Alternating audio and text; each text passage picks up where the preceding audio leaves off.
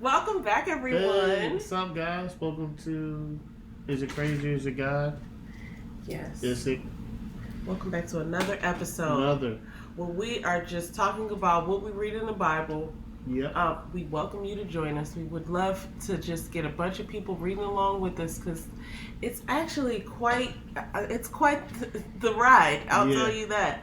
So, there's some parts that are like hard to understand and pronounce, but for the most part, we're getting through those. I mean, we're just reading for ourselves, so it's not like we're gonna, have to have them all right.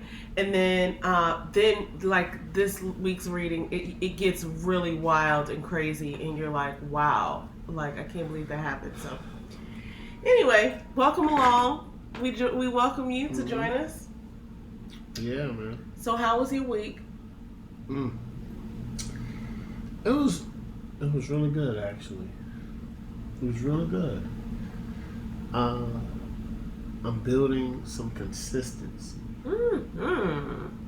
Building some consistency, guys, which is it's paramount to where I want to go. And consistency is one of those things that everybody talks about it, but it's kind of like easier said than done. That's what consistency is. So, but I've been doing pretty good. I've been praying more, been meditating more, but I want to just, I listen to Jim Rohn a lot, and I know he talks about ratio. So right now, my ratio is 3 to about 3 to 4. So I'm gonna turn that up to get it to 5 to 2, 6 to 1. Yeah, I think it's probably 4-3 for you right now. Like in your favor, I think you probably are consistent 4 days out of the week, right? Yeah, you might say and that. not 3, 4-3. Well, yeah. I'm on. I would say, like it's more than me. Nah, I would say 3 because every time I go to the gym is when I notice I do the other 3. Oh, really? I'm working out 3 times a week. So, I worked out at 4. I worked out at 4. I think you're at a solid 4. Yeah, I'm at 4. Okay, guys, look at not giving myself credit. Always give yourself credit. When it's due, not when it's not when it's not due. Don't give yourself A's, man. Everybody give yourself undue credit. Yeah, no, do that.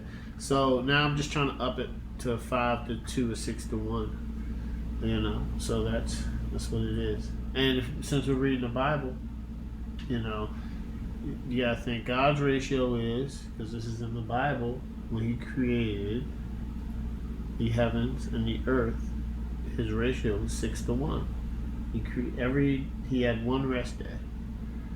So 6 to 1 is an optimal thing, right? Some people do 7 out of 7, but I would suggest that if God has a day off, you should too.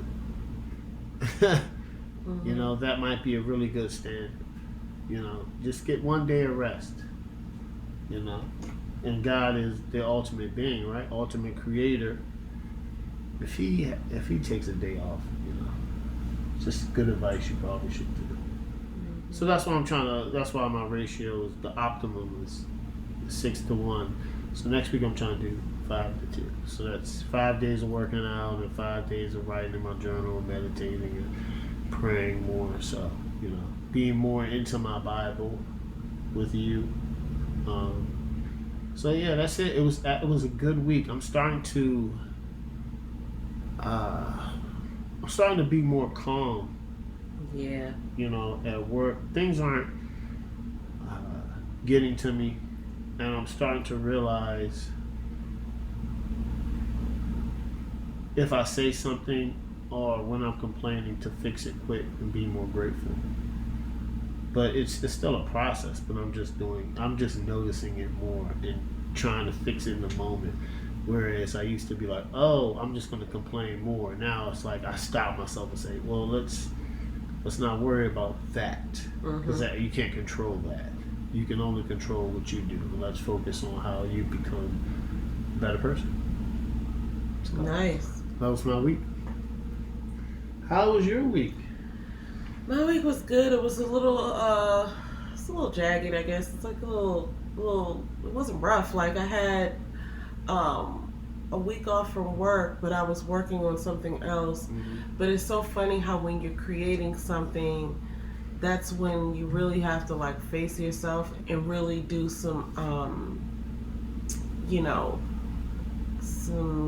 I guess I don't want to call it soul searching, but you really have to like build your confidence while you're creating something, because like you're gonna create it, right? So it's gonna be what it's gonna be. You're gonna try your best, and it's gonna be what it's gonna be. But sometimes, right in the middle of something or towards the end, you could start to like doubt yourself. Like, well, is this really, a good use of your time? Like, is this just gonna fail? Like, there's so many thoughts that I had, and I'm still not finished. But there's a lot of things that I'm aspirational about, and I'm just gonna stop putting them off, and I'm gonna start just working on them. And I realized that like you don't really have a guaranteed, like date for anything. So when you say like I'll do that later, I'll do that next year, it's like you might not get to it. You know what I'm saying? You might as well just start it now. So that's kind of like what I was thinking to myself this week. And then I had I think I've been building my confidence from the inside out. I'm working on my consistency. I feel like this is like the opposite of consistency, but I'm consistent and then I'm not. And so working my way around that, working my way through that is a challenge, but it's a welcome challenge. I'm just like, okay, if I can be consistent sometimes, then I can spread it and be consistent all the time. Yeah. It's just it's a matter of whatever formula you need specifically, right? What works for somebody else isn't going to work for you. So these are all just self conversations I've been having, and overall I had a really good week.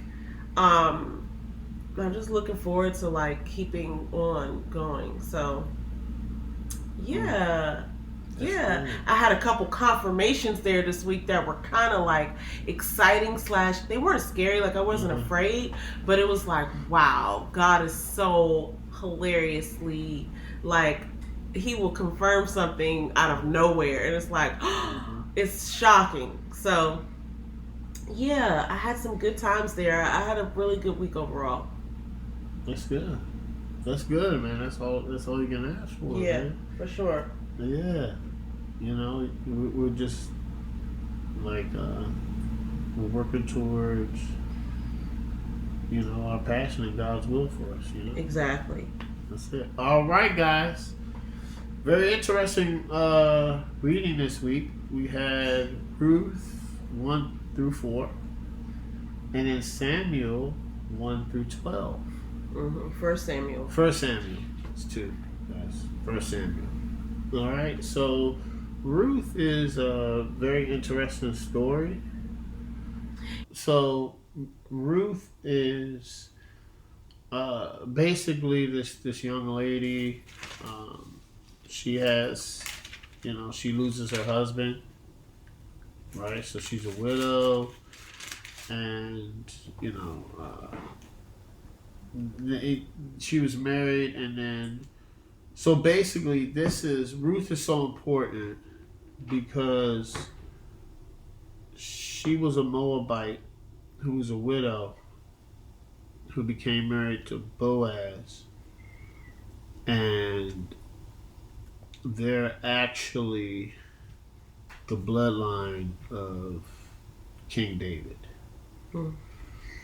So this is why it's pretty important. So it talks about Naomi and Ruth's predicament. How Boaz is kind to Ruth. The threshing floor.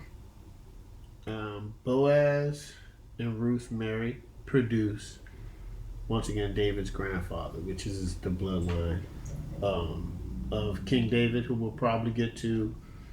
I don't know when, but probably shortly. Everybody knows. If you read the Bible, you know about King David. He's David and Goliath. He was the father of King Solomon.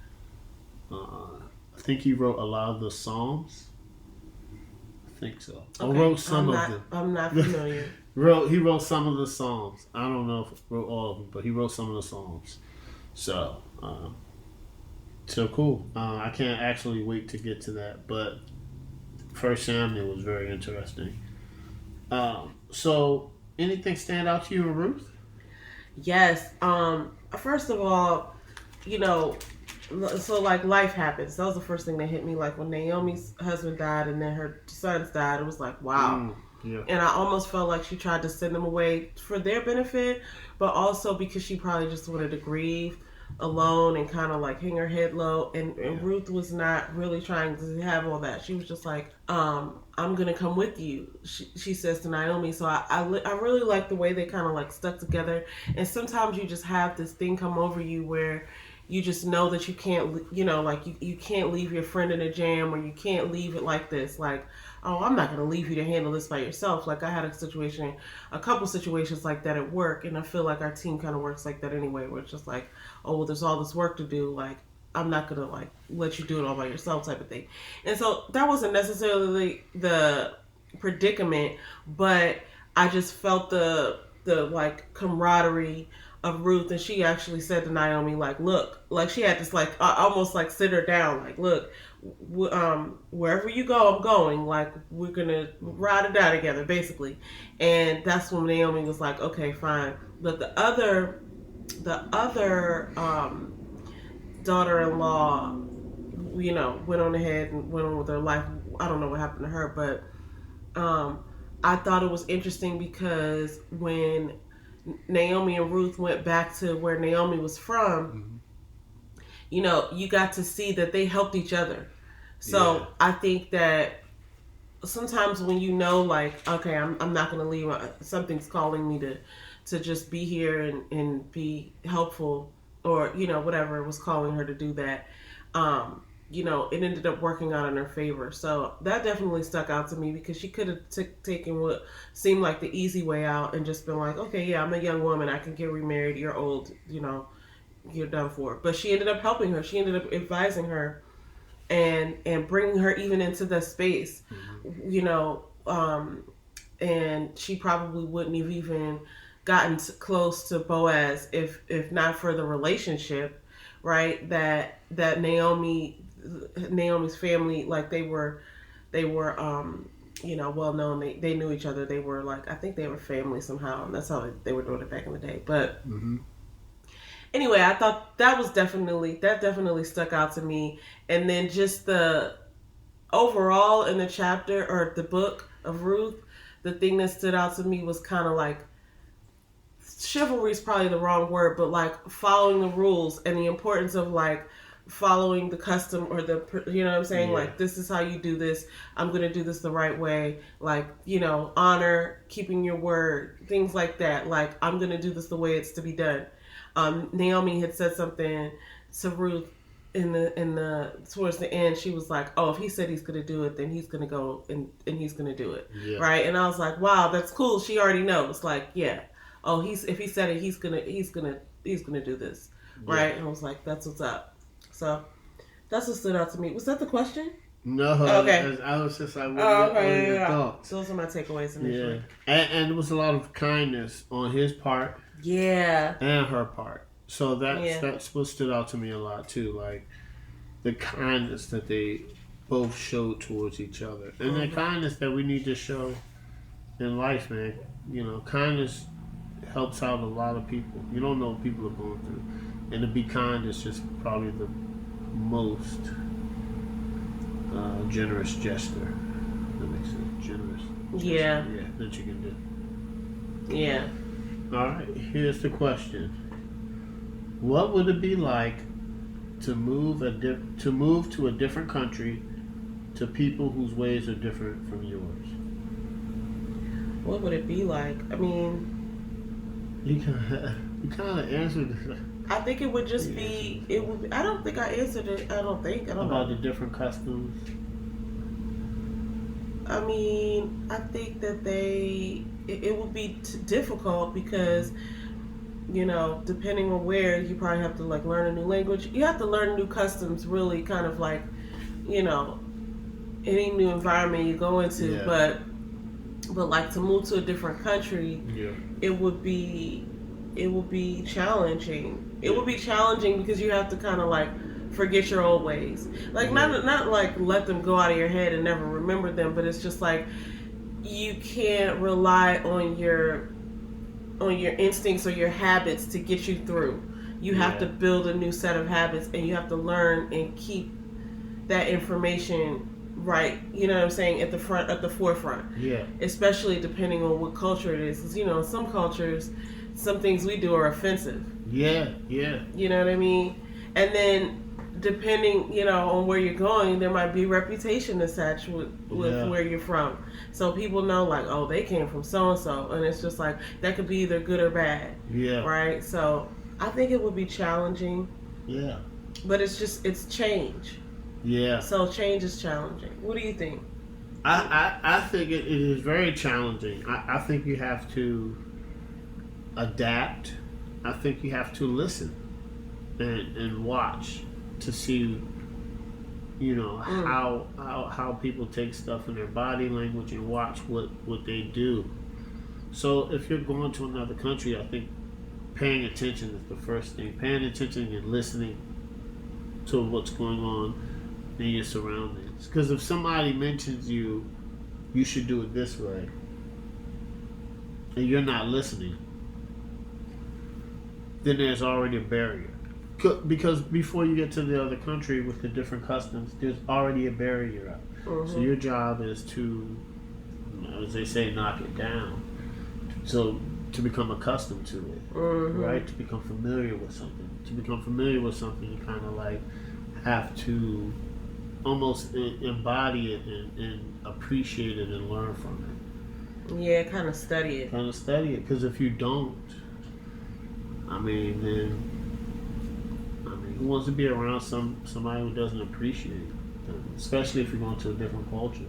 You know what's interesting when you just said about you have to listen? I think sometimes all of us just don't understand what that really means. It's one of those words that you think you know the meaning of it and you think you do it, but then, are you really? Mm-hmm. So I've learned that within our relationship, I've learned like how to listen, right? And really like how to speak too, because it's like if you're wanting to get a point across and it's not landing, then what can you do to land your point? It's not like it all falls on you. It does also take a listener. It takes someone who's open to listen to you, but so often the way we communicate is not effective in exchanging ideas, right? So like one of the things that we started doing a while ago, maybe a couple years ago, was like, listen to me as if you're going to learn something new. What did we say to each other?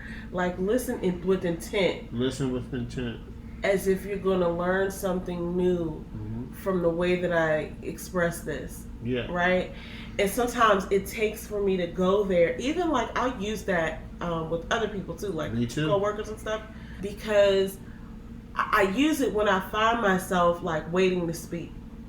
That's one of the things. Like, it's funny that this question is going here, but it's like you have to have buy-in. If you're going to a new place or to do a new thing, the assumption is that you've bought in, you've given your buy-in to to assimilate to this culture, right? You've already said it's a good idea for you. This is a desire of yours. But I think sometimes when we're communicating with each other, just as human beings, we're not necessarily trying to assimilate. We're not necessarily trying to like get along. A lot of times we're just trying to get our point across. Like, you need to understand me. Like, that's why I'm here in this conversation, so that you can understand what I think. And it's not so much the other way around, where it's like, what if you could get value out of understanding what this person has to communicate, right? Maybe understanding how they think, maybe understanding how they communicate, understanding something about what they're expressing, or the way that they're expressing. So I think that's interesting. Yeah. I mean, I don't know why I went there with it, but it just came to me. I think that's, listening is just one of those very things, like when you say, you know, listen to me, or listen, it's just like we hear it so much, we don't really try to embody or embrace what it really is. You know, it's kind of like, you know, I was talking to my friend earlier. Later, like there's, when we talk about this too, balance is one of those things. Oh, I'll try to have balance. Well, there's no actual balance, right? By the time you get balance,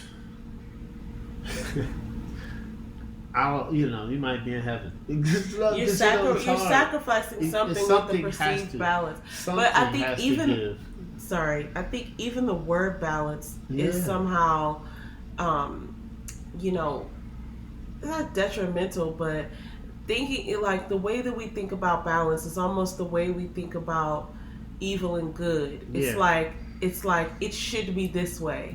But like if you've never experienced in that way, if you've never experienced life in that way that you're perceiving, and then how could you say that this is the way it should be?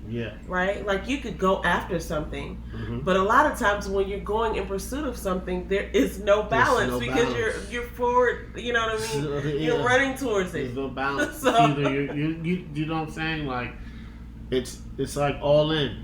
You know, I know people say it, but that's how kind of like listen is, right? It's like, oh, you know, that's why the older I get and the more I try to become a listener, and that's why I try to listen with more intent, because you'll pick up on things, what people say and how they think and what they're thinking about, and it goes back to appreciation.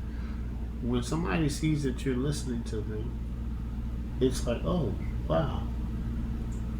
You know, it just, it's so deep. Listening to somebody can just help out with their day. You don't know what they're going through.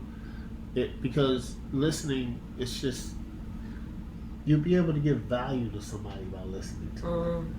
Just by listening. That's it. That's how important listening is. And I don't think it gets talked enough. I don't think a lot of people do it. I think they're waiting to speak so much. Yeah, I mean, listen, I'm still not 100% over that, but I'm cognizant of it. Yeah. And I try my best to just try to be in the moment and absorb the being of a person. When somebody's standing there talking to me, like, I just want to embrace them and their whole self. Like, show me who you are, right? Like, I like that, and I guess you're right. I guess people do feel some kind of way, about that in a good way because they're being seen. Yeah. But I mean, I like to see people. That person actually listen to me. Yeah. It makes somebody feel good. That's a part of being kind. You know? That's what's up. All right. Samuel 1-3. Okay, here's where it gets it gets real, guys. Yeah, so Hannah dedicates Samuel in gratitude, which is real. She basically couldn't bear kids, and Hannah could not bear children, so she gave Samuel to the Lord. And now here's the great thing. Once she gave Samuel to the Lord, she bore other kids. Yeah. So God was like, I got you. Yeah, that's a good point. Don't even worry about that. I just need this one because he's about to do some great things. And she bore the kids. So once again, God gives in abundance. Eli the priest has wicked sons. And Samuel as a boy hears God. Okay, so I'll just say I really enjoyed 1 Samuel 1:27. For this child I prayed, and the Lord has granted me my request, which I asked of him. Therefore I've also dedicated him to the Lord. As he lives, he is dedicated to the Lord. I like that because it's like what you said. It's like you ask God for something and you give it right back. It's like a gift. You know what I'm saying? Yeah. It happened here, but it's such a metaphor because if you ask God for something and you dedicate it to Him, it's life. It's how your life should be. So it's like it's such a divine like exchange because you really want this thing, but you give it to God, but then God gives you back. It's just like hand in hand. You know what I mean? It's so awesome. I just love the I love the infinity in that. You know what I mean? Like it just keeps going. So that was one thing that was one verse that stuck out to me. Yeah. And here it is, right? This is 1 Samuel 2:21. And indeed the Lord visited Hannah, and she conceived and bore 3 sons and 2 daughters. So he gave her 5. She only had to give 1. Of course she loved it, but she asked God for a child, and she said, I will give him to you. And she did. And if she wanted kids, now she has 5. That's wonderful. Yeah, I like that. You know? And then it talks about Eli the priest, who's a priest, and he had wicked sons who were, just, back then, this probably still goes on to the day. I'm not going to say probably, goes on today, where people that are in power just take advantage of it. They manipulate the system and, they take bribes and, that's not cool. But it dates back. It's all the way. It's nothing new. It's so funny because people, the assumption, one of the assumptions that we realized when we started reading the Bible is that people think it's outdated. It doesn't apply to present day. Like the Bible was written, hundreds of years ago, thousands, and this is so outdated that it can't possibly apply to us today. And it's like it's the same life. We're the same human beings that have the same, sort of temptations and the same challenges with honoring God and honoring ourselves and honoring like the way we should live. So it's so funny to look back and see like, oh, this is still happening. Like, a lot of everything is still happening. Yes. You know what I mean? So, a question? Yeah, you do. Think of the biggest sacrifice you would be willing to make out of gratitude, and how will God respond? Ooh. That's a big question. The biggest sacrifice. Right now, I think, the biggest sacrifice right now, I think would be, that's a pretty big sacrifice. That's a good. It's a good question. I mean, I would say what she did, right? Like, I'll give you my. But see, I'll be honest, that would be with the expectation, like, oh, I want more, right? Yeah. So I almost feel like that's not a good one. No. But like, it's just like my life and my gift. Right? That's it's just answer. Like, okay, like, because I love this. Yeah. I love my life. I love, using my gift for me to have fun. Yeah. But like, kind of sharing my gift to further, like, God's word, further God's will and his people. Yeah. Right? So I guess that's what I could say. I mean, the bigger sacrifice you would be willing to make out of gratitude. Gratitude, yeah. That's maybe I'm gonna say it anyway. It is valuable. It's probably the most valuable thing. Time. That's a really good one. Time. Like, instead of scrolling, on your phone. I got this from you. The distraction sticker. Oh, yeah. That's a genius thing. So, like, that's one thing you could do, right, with your time. Because you got to think, right? Time is the most valuable thing. Because time is so fleeting from us. it's it's value. Like any money that you lost, you're gonna get back, right? You don't even see cash nowadays. It's so you got to think, right? Credit is almost non-existent. It exists, but I mean, got to be honest, guys. Like, sometimes I wonder, money is man-made, right? So you got to think. You can manifest anything you want. You can get anything you want if you work hard. But time is something that death is guaranteed. No matter who you are, you can be the richest person on the earth, you're still going to die. So time, I think, is the most valuable thing that we can give to God with the most gratitude. And I think if you give your time to God, that's the most rewarding. So, it's a couple things that I'm trying to do right now. Right? This is giving our time to God. Yeah, it is. It is. I mean, it is. I don't like to be like, look what I'm doing. No, I'm just saying. No, just an example. Like, reading the Bible is something that you can do when you're not, from church, or do what we do. It's just like a simple 4 chapters a day, If not that, even 2. Just taking time, 10 minutes, meditating, which I think is a connection to yourself and God, just by sitting in silence, praying, just giving Him just more time,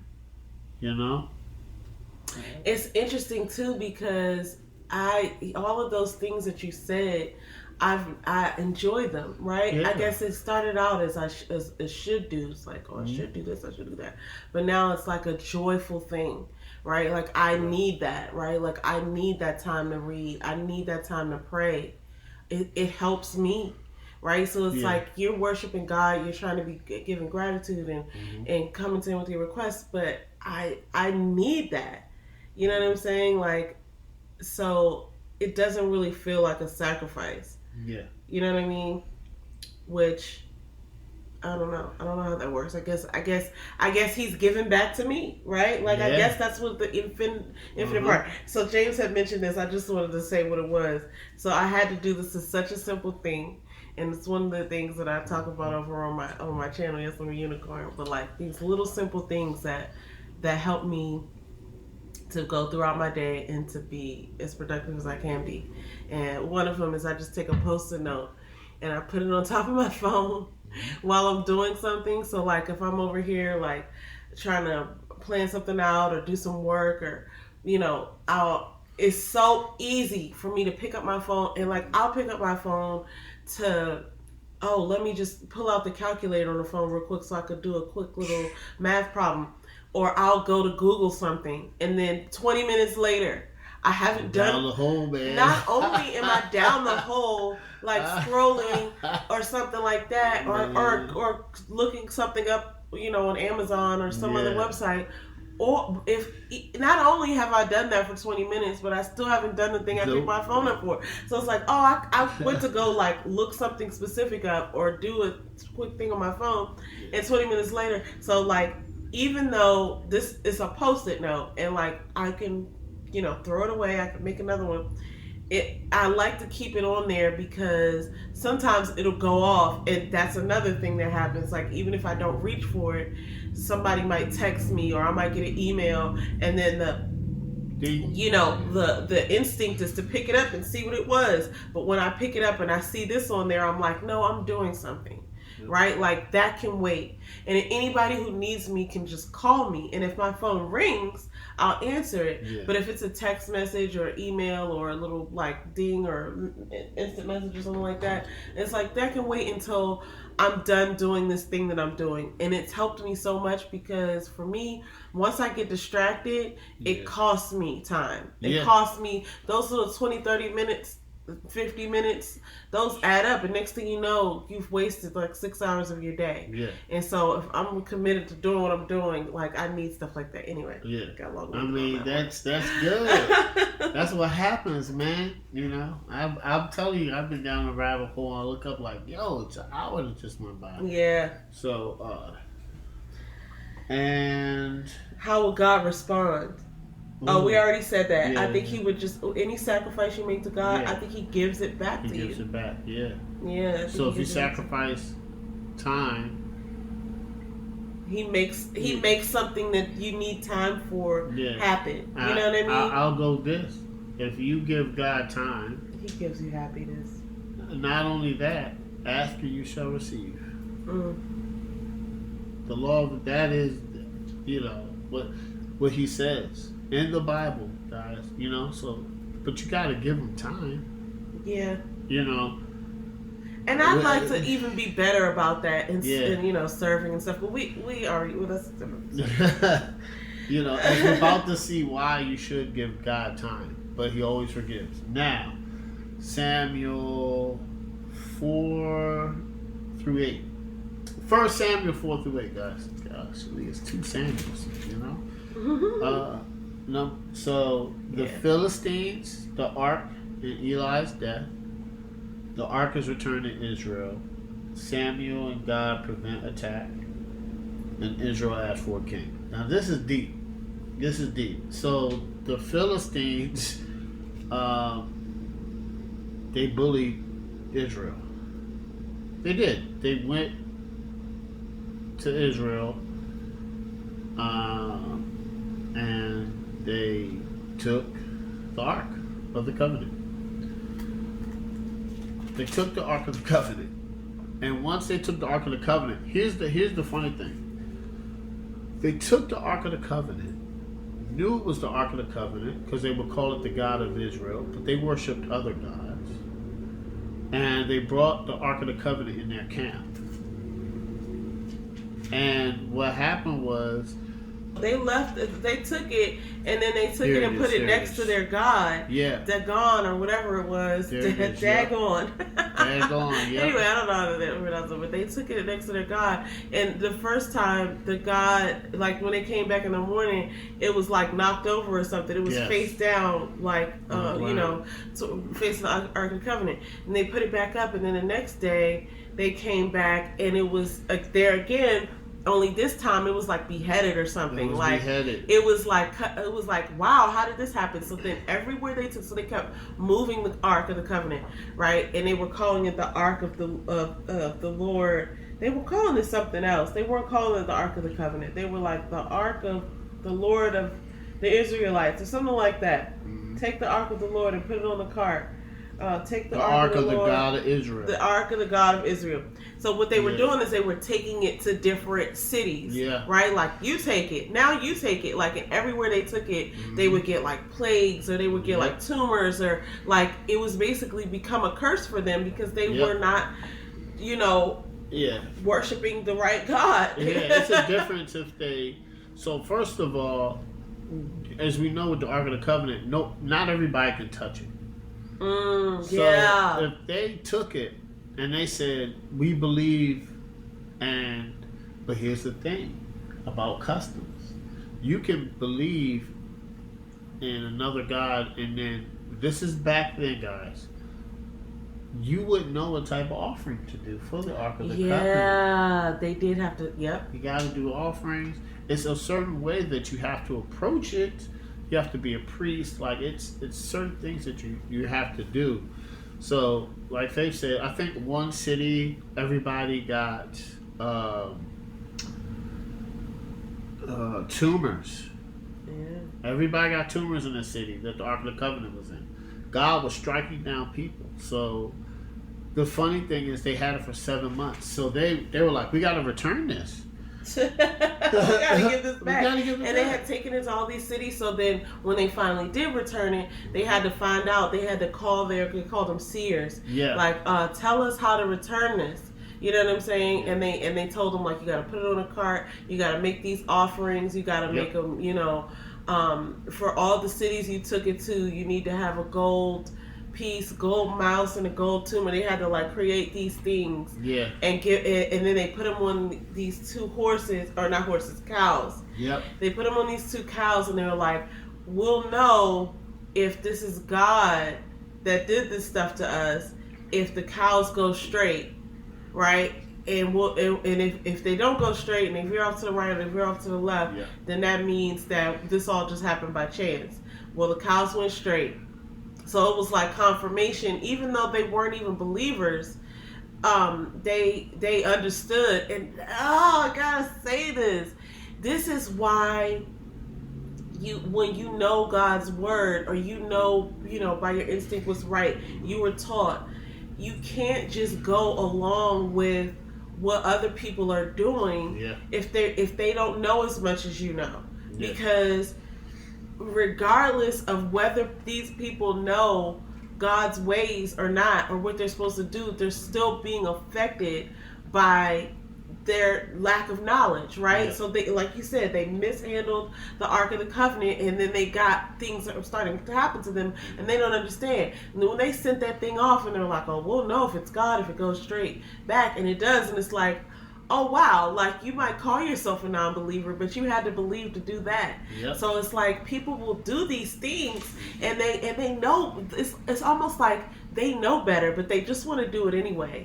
And if you go along with it, even after knowing better, right? Like that's not smart. So I was just thinking that to myself, like, yo, they're getting the consequences of mishandling the covenant.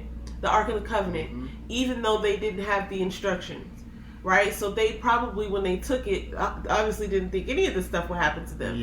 And then they went down and they did this stuff, and all these things, these bad things start to happen to them. Now they're like, oh, we got to give this back. What do we do now? Like, let's follow the rules now. You know what I'm saying? And then like that's just so, I feel like that's still happening in certain ways. It is. You know what I'm saying? It's like people say that. I just don't believe. I think that people are not non-believers. I think they don't practice the customs.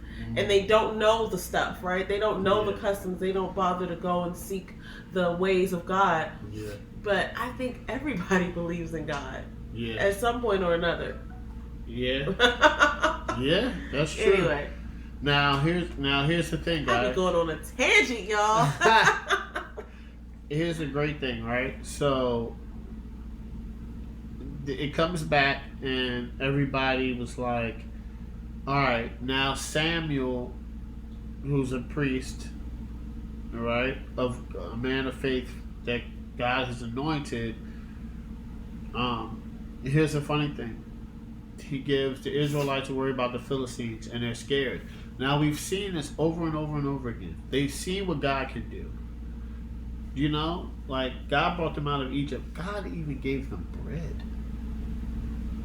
He made manna as the dew in the morning. Can you imagine you wake up hungry and you have some fresh King Hawaiian rolls, buttered from God? That's what it probably tastes like. It probably tastes like your favorite potato bread. Oh my God. Buttered, like naturally. Is your mouth watering? Yeah. And you probably bite into it. It's probably moist. Like, this is the best bread. I like me some naan. Could be naan. I'm telling you, whatever came was glorious. And they had forgotten because they removed themselves from God every chance they get. They don't even realize of what he's done. And now, what Samuel did is Samuel gave an offering to God, and then God, how many Philistines? This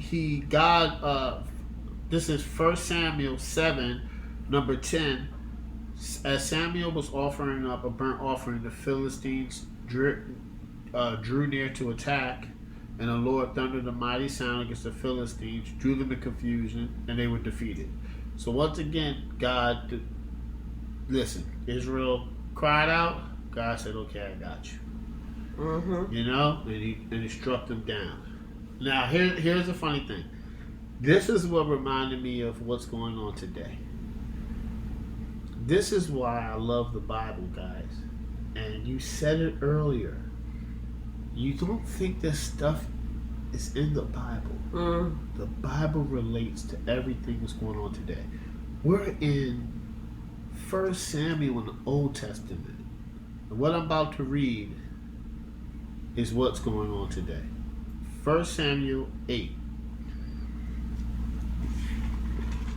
8:1 through 3. When Samuel became old, he made his sons judges over Israel. The name of the firstborn was Joel, and the name of the second was Abijah. Abijah. We'll say Abijah. They were judges in Beersheba. Yet his sons did not walk in his ways and turned aside after grain. They took bribes and perverted justice. And that is happening to this day. Yeah. You just read it right there, guys. And you can't tell me it's not. Like, it's live. Do you understand? It's happening. You turn on TV and it says live TV. That's exactly what this is going on. Yeah. If you believe it or not, it's really happening. So it's just very interesting. And so another thing is, we get to this point where Israel is asking Samuel for a king. Yeah, here's the thing. Go ahead. I know you. I was gonna say in 8:5, he says, "Look." So the elders came together basically and said, "Look, you have grown old." To Samuel, "Look, you've grown old, and your sons do not walk in your ways. Now appoint us a king to judge us and rule over us like all the other nations." So here we go. You're comparing yourself. Number one, here's two lessons. You're comparing yourself to other nations when you're not. Because you're God's people. Yeah. So in life, stop comparing yourselves to other people. Right? Stop comparing yourselves to world. I should have one of those because they got it. Yeah, let's focus on this. What God says, right? 2, this next point is this really hit me because I do this, guys, and I'm not just coming to you saying like, "Oh, I'm the perfect Christian." Like, no, man. I don't know how many times I tell you that I forget that God has given me everything. Like, you have to be. I forget to be grateful, or show gratitude towards Him. Yeah. And I complain, and then I read about it like, dang, they're still complaining. And then I'm like, oh, well, James, you complain all the time. So what's, so like, all right, so listen to this. So 1 Samuel 8, number 7, verse 7. And the Lord said to Samuel, obey the voice of the people in all that they say to you, for they have not rejected you, but they have rejected me from being king over them. According to all the deeds they have done from the day I brought them up out of Egypt, even to this day, forsaking me and serving other gods, and they're also doing to you. Now then, obey their voice, and only you shall solemnly warn them, and show them the ways of the king who shall reign over them. So here's God like, you want a man to be king when you have forgotten what I've done for you. I just saved you from the Philistines. Yeah. I just did. And I guess the reason they wanted a king was because he said, give us a king to judge and rule over us. And it was something else that they were saying, like, I guess they wanted a king for protection, like, against other nations. But, like, the thing is, every time they go into battle, God is with them. And whether they have 300 men or they have 30,000 or whatever the numbers say, they always win when they're with God. They only lose when they've been serving other gods or when they've fallen into the hands. Like, this is how it keeps continuing to go. So if history teaches us anything, it's really interesting. But here's another thing though. It's like even once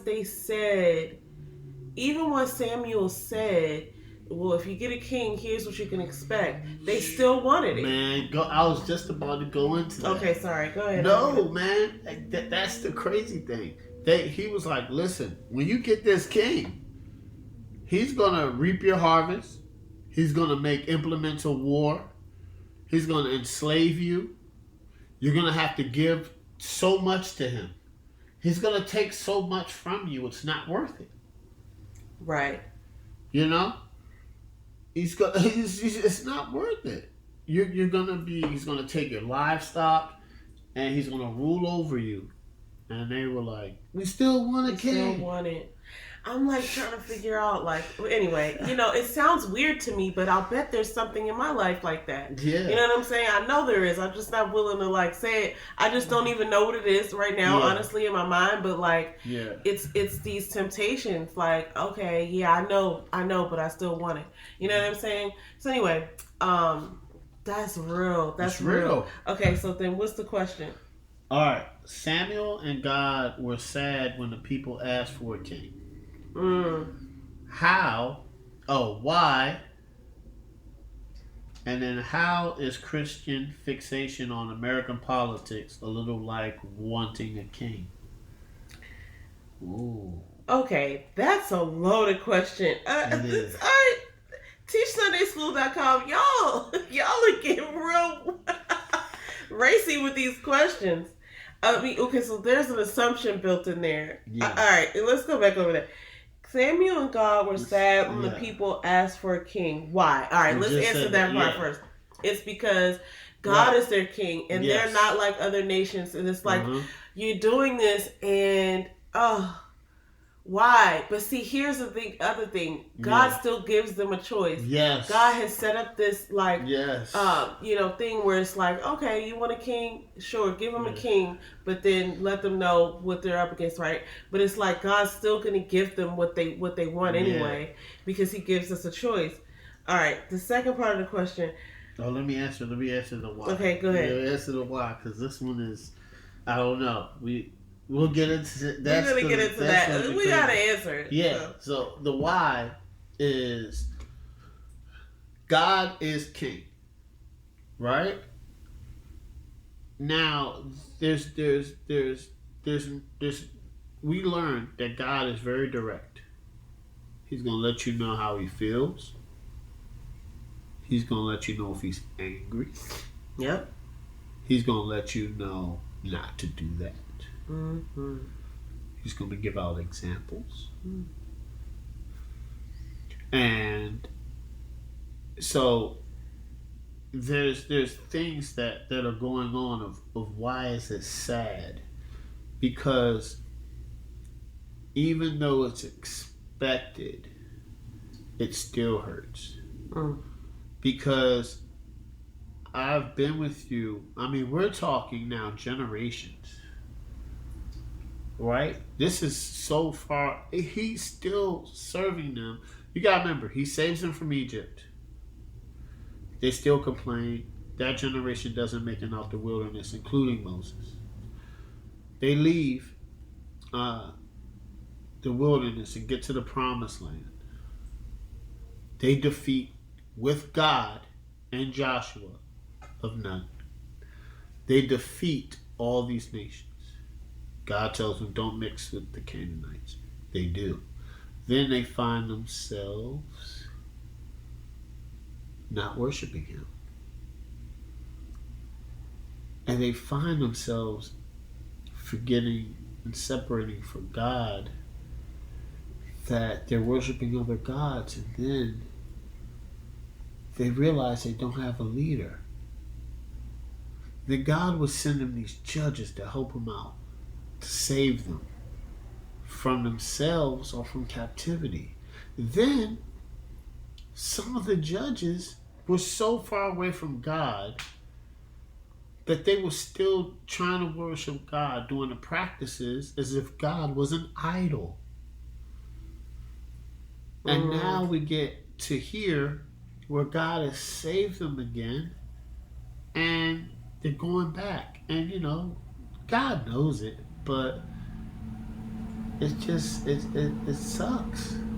It's like, here we go again.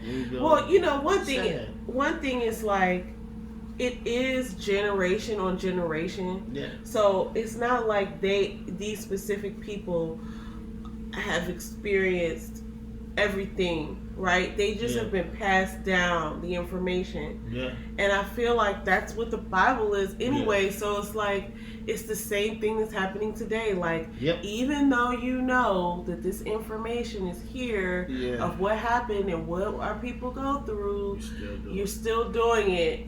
And it's like they not learning the lessons from their ancestors. They're not learning the lessons of like God's consistency. Yeah. Right? Like time and time again, we've told you this is how God operates. Yep. And it's like, oh, okay, cool. I'll take a number one. Please. Yep. Might worry about that. Right. I'll worry about that later. Something like that, right? Yeah. So that's why. All right. The second question. The second part of this question. How is Christian fixation on American politics a little like wanting a king? I think that that's a jam-packed question because we're assuming that there's a Christian fixation on American politics. Yeah. And I don't really know that that's true for everyone, right? Like, okay, here's the thing. We do live here. And, I do think it's important to vote. Yeah. Because we live here. And if you're just not going to vote, it's like, well, you're just kind of giving your choice away to the next guy. Yeah. So if you choose to live here in America, you kind of have to participate. Yeah. I mean, and it's not just voting. It's also like being aware of the laws that are being passed. Yeah. It's being a part of your local... Anyway. Yeah. But I'm saying, like, I get where the question is coming from. Yeah. Because it's like, a fixation on this made up thing, right? Because it is made up. Like the government has been created over time. Yeah. It's man-made, it's definitely man-made. But it's something that we were all born into. So it's like you either participate or you're off the grid. Basically, like if you're not off the grid, then you kind of should figure out what's going on around you because you're gonna have to follow the laws. Yeah. You're in the society, so it's not like you could just be like, I don't feel like having a driver's license, or I don't want to have insurance, or I don't think I'm gonna, you know what I'm saying? I'm not going along with this pull over for the cops thing. Like if you're a part of the society, you kind of have to participate, right? So unless you're off the grid. So I think fixation is pretty kind of like a heavy word. Yeah. It could describe some people, but I think it's kind of a touchy sort of like accusation there. But anyway, going with that point, I'll say the thing that makes it kind of like this situation with wanting a king is that we're looking for this wholesome Christian person to be following Christian principles and upholding God's laws, and that's not what American politics is really about. And they might say that sometimes, but it's about see, this is heavy, but it's about managing the masses. That's what the government is really about. It's about managing the masses, because with all of these people who obviously outnumber the government, there needs to be some management, and there needs to be some sort of like control, so that people aren't just doing whatever it is that they want to do, and which would be like lawlessness. So I think that's kind of like what the government is about. I wouldn't say that it's like a fixation from a Christian perspective on a whole basis, right? I think most of us are trying to, follow the law of the land and go after God. Yeah. And I think most of us rely on the protection from God over the protection of the government. Yeah. I mean, I agree with that. I would think, I don't know, I can't speak for everybody, but I guess it is they're going really hard, but I agree with you. I don't think it is, but I think sometimes this day and age, maybe instead of looking for God, we look for a king like they are in politics. I think you hit it on the nose. I think we're looking for somebody who upholds to Christian values, but I don't really necessarily believe. I don't want to say this, but I have to. I mean, I just honest. I don't really think there's that many Christian beliefs in politics. So sometimes Christian believers, Christian like that are also politicians. Yeah, no. Christian beliefs within the system. I think it's a lot that goes on in the system that is like Samuel's sons. Yeah, And I think unfortunately it's either we look left or right and we got to choose one. And it is what it is. This is our custom. But I think that's what their question is. And I think we should. What I'm learning is. Always vote for who you want to and pay attention to your local politics, but we should be looking towards God, first, because that could come a real distraction unless you're into it, unless you're running, right? But if you're right or you want to support it, I'm laughing because I rely on God all the time, and I prayed my way through the last. See? I prayed I don't know if I've ever prayed so much as I did over that last term. Okay, I'll leave it there. Yes. You're seeking God first. You seek God first because God will handle it. Yeah, you're not going to look. God will handle it, and it'll look. I think the question is we're looking up towards man versus we should be looking up towards God. Yeah. And sometimes in American politics we're looking towards man. Yeah. And not God. Yeah. Because. Well said. Yeah. Men take bribes. That's just God is consistent. Like you see. Yeah. You know what I'm saying? He makes a promise, he keeps it. Yeah. I'm sorry, men and women. I don't want to exclude women. They're in politics too. They are. All right, let's move along because we've gotten all the way up. We have. Now listen, this is fun though. I have a great conversation with you. All right, so Samuel 9 through 12 is that Samuel anoints Saul. So Saul becomes king. Saul is a hero at Jabesh, and then Samuel's farewell speech. So Saul is basically. This is about Saul. He's a Benjamite, so he's from the tribe of Benjamin. Tribe of Benjamin.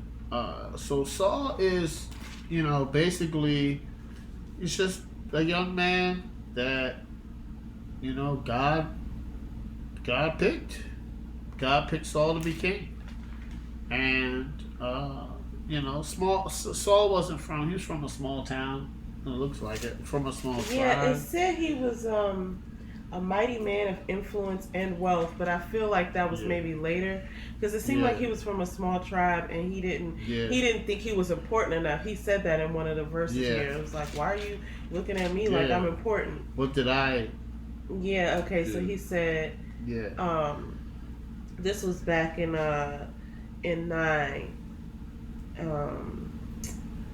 He was like, because they were looking for donkeys. Like Saul's dad, Kish, I think.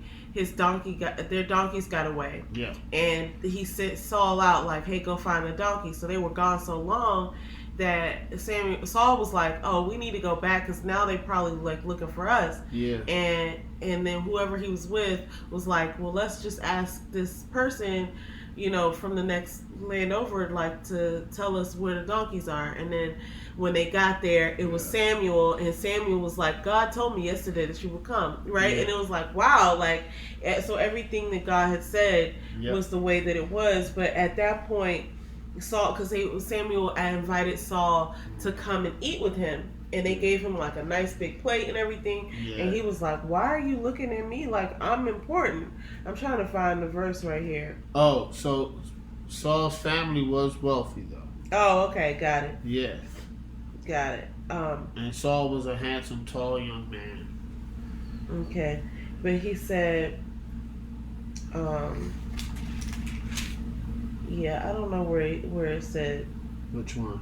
He was basically like, why are you talking to me? Saul said that to Samuel, like, why are you, talking to me? Like, I'm important. I'm trying to find the verse right here. Oh, okay, got it. He said, he was basically like, why are you talking to me? Saul said that to Samuel, like, why are you talking to me? Like, I'm important. I'm trying to find the verse right here. Oh, okay, got it. He said, why are you talking to me like I'm important. And in fact, when he went to go, when Samuel went to go anoint Saul and be the king, they were like looking for him, and he was like hiding with the supplies and stuff. I don't think he really thought he was, you know, up for the job or something. Like, I don't think he knew that, like, he, you know, was supposed to be king. Yeah. So I thought that was interesting to point out. Yeah. So it was here's when you say where he was like surprised. This is 1 Samuel 9:21, where he says, Saul answered, am I not a Benjamite from the least of the tribes of Israel, and is not my clan the humblest of all the clans of the tribe of Benjamin? Then why have you spoken to me in this way? Yeah, mine says, why have you spoken this way to me as if I were very important? That's what my 9:21 ends with. Yeah. So, because I have the amplified version, so they kind of took it a little bit more. Right. So he's like, Saul's surprised and like, who am I?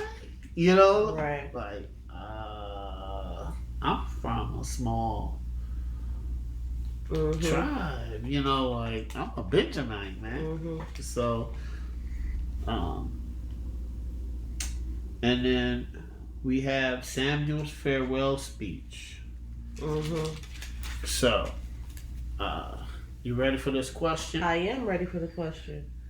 What struck you the deepest about Samuel's farewell speech? Okay, so two things. Number one, this is like so the here or there type of thing. Yeah. But whenever you see the word behold in the Bible, like, I'm starting to realize that that's like a precursor to like something's about to go down. Yeah. Like, you know what I'm saying? Like, you better listen up. That's what behold means to me. Now listen up. Yeah. So like whenever I see the word behold, I'll be like, uh-oh, right? So anyway, the thing that stuck out to me most was the ending of it, where he was basically saying the same thing. You had pointed this out when we were reading it. You know, if you do evil, then, you know, you'll be dealt with evilly. Like, you know what I'm saying? Like, if you serve God with all your heart, then God will bless you. If you choose the other choice, then you'll be cursed. Basically, like, he didn't say those exact words, but it's the same thing that Moses said. Yeah. It's the same thing that Joshua said. Yeah. It's like we're seeing this over and over again. So I think that's the most, you know, the thing that was the most jarring, because he kind of like went over the recap of like how they were, you know, delivered out of Egypt. And it's like everybody keeps saying this, like, now remember who you are, right? Remember this before I pass away. Like, I want to remind you of how far we've come together, or what your history is, rather. Yeah. And then, you know, if you do this, here's what's going to happen to you. And it's almost like they always are like, oh, we're so sorry. You know what I mean? Like, oh, we don't want to do that. And then they do it anyway. So I don't know. But that's probably the thing that struck me the deepest, is like, okay, he's saying the same thing. Yeah. That Moses and Joshua said. That's what I got out of it. I even highlighted it. Yeah, me too. It's 1 Samuel 12:14. If you fear the Lord and serve him and obey his voice and not rebel against the commandment of the Lord, and if both you and your king who reigns over you will follow the Lord of God, it will be well. But if you do not obey the voice of the Lord, but rebel against the commandment of the Lord, then the hand of the Lord will be against you and your king. It's just that simple. The same thing you said, they're saying it over and over again. And every time that I read it, I make sure I'm more grateful and I complain less. It makes me think like, okay, I need to do more service. I need to do more service. Right? Like, and I obviously, like, we all fall short. Like, James made a comment earlier that I kind of wanted to piggyback on it and kind of just even expound on. And he was like, you know, don't think that I'm perfect. Like, this is definitely not that. If you came here thinking that that's what we're saying, you're wrong. We're definitely, you know, closer towards imperfection than anything. So, we're just reading the Bible, and we just are being reminded that, like, oh, we need to really be paying attention to this, and like doing some of these, doing all of these things, and like just trying to correct yourself every day. Another thing that I wanted to say was that, it even kind of has to do with the king thing. Yeah. Like, I get how people could want a leader, because if people are just split up, and this is why Judges came about, because it was like, there was no leader, and people started to just group off and do their own thing. And I did make a comment, and I still believe this last week, when we were like, it's imperative for us to be around believers, because as we see, when people are left to their own devices, they're going to get more and more evil. They're going to get more, they're going to disintegrate back into whatever evil is. And not to say that we're evil or anything like that, but I'm like seeing the fragility of the human experience, and like, okay, that could be us. So we need to just be reminded as much as possible, which is why it's like, okay, we need to be around believers as much as we can. So, but I think that's interesting, because it's like, he says, you and your king, right? Like, God, you wanted a king, God gave you a king. Yes. You and your king, if you follow God, we'll be fine. If you don't, you and your king will be swept away to destruction. Like, that's the last verse in 12:25. But if you still do evil, both you and your king will be swept away to destruction. So that's the downfall of having a king, because if you chose this leader, and then your leader leads you into evil, right? Like, who can you really blame? You chose the king. You chose the king. Right? So you kind of just have to, like, not even kind of, you have to always just be in pursuit of a life around God. And even if your king isn't, right? Or, however you want to say it, even if the person that you've chosen as your leader, you know what I'm saying, falls short, you have to just be, focus on God. And I'm saying this because I'm recognizing it. I'm not saying it because I know, you know what I mean? I'm just like, this is some scary stuff, because it's like, we're all prone to be, to slip off, to fall off. And so it's like, man, it's getting good, guys. We're in Saul. We're in 1 Samuel now. We're not in Saul. I don't even know if that's a... But Saul's about to be, we're about to see what Saul's about to do. Because look at this, too. Sorry. Go ahead. Saul seems completely cool right now. Right now. I don't know what's getting ready to happen. I didn't read this part of the Bible before. But like, he I don't know if I touched on. I've read 2 Samuel. I've never read the book of Samuel. I've read some of these other books that we've read, but I've heard some of the stories. Like, I did know about Boaz. But I had never read Ruth, I don't think. But I knew the story. I knew parts of the story, but I don't remember anything about Saul. I've definitely heard his name before. I don't remember what the characteristics of him are, and it's interesting, and I'm kind of glad it's like that, because it's like, okay, I have all good, it seems like he has all good intentions. I have no reason to think, other than the history repeats itself, that Saul's going to do something messed up, because okay, he seems like an okay guy. Like, he seems a little meek, and like, which is a good thing. So it seems like he might do all right, especially with this warning, right? You would think. You think so, but... So we get ready to see what happens, guys. We're about to. So next week, we got 1 Samuel 13 through 24. Yep, and somewhere in there, we're going to read Psalms 11 and Psalms 59. So, and I think they're just going to sprinkle Psalms. Oh, but then after Samuel, we're going to read a lot more Psalms. I think David wrote a lot of Psalms. Oh, okay. So that's how TeachSundaySchool.com has this Bible reading plan, look like mapped out. So we're going to do 1 Samuel, and then we'll do Psalms. So anyway, we're only focused on 1 Samuel. So So, look forward to that. Yeah. And did you want to give up any shout outs this week? Always give a shout out to Yes I'm a Unicorn. You know, for all your planners, people that like to plan, and people that want to get organized, like myself. Yeah. It's something for everybody, guys. Yeah. I'm working on my content, but yeah, thank you for the shout out. And then I want to shout out fourth quarter, which is cool, right? It's from a fan's perspective, so it's really good if you don't want to if you want to really get tired of just listening to people argue on TV, and you want to listen to some good substance. That's what fourth quarter is about. Mm-hmm. And I know you about to shout out my two sisters. Is that it? No, those two sisters. Those two sisters. Live with those two sisters. Live with those two sisters. Yeah, I'll go ahead and start with that. Shout out to Miss Damita Jo, where our show lives.